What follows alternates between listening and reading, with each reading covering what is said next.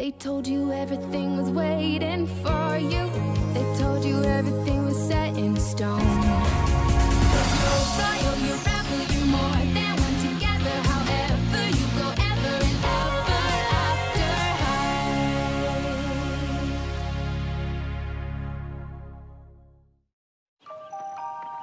Davetiyede sadece büyülü ormana gidin ve parti sizi oraya götürür yazıyor. Anlıyorum. Tenha bir yerde iki yalnız kız. Ah, o neydi?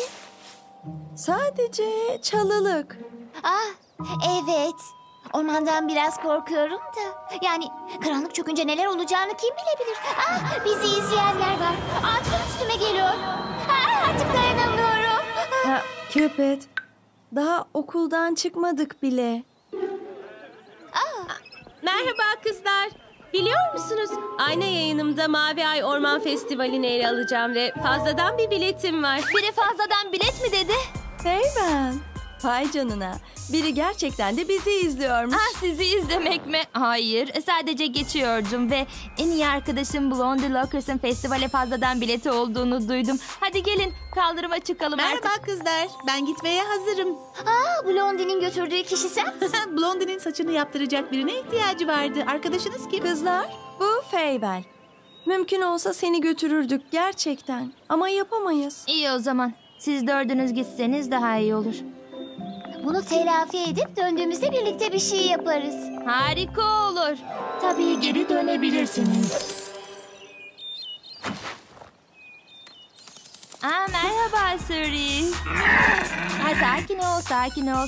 Bana biraz yol tavsiyesi verebilir misin diye soracak. Sanırım. Diyelim ki buralardan geçen masum bir kızım. Yapabileceğim en kötü ve en korkunç hata ne olabilirdi? Şu var mesela. Sağda büyülü orman var. Solda karanlık orman var. Yapabileceğin en kötü hata karanlık ormana girmek olur. Her neyse gitmeliyim. Bekle, az önce dedin ki... kimin umurunda? Geri çevirmelerini kim affeder? Onları yanlış yöne gönder. Yol ayrımı tam şurada olmalı. Tek yapmamız gereken tabelayı takip etmek ve büyülü ormana girmek.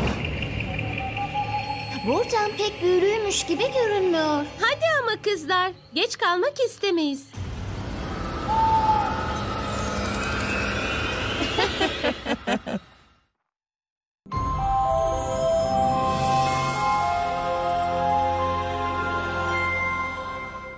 They told you everything was waiting for you. They told you everything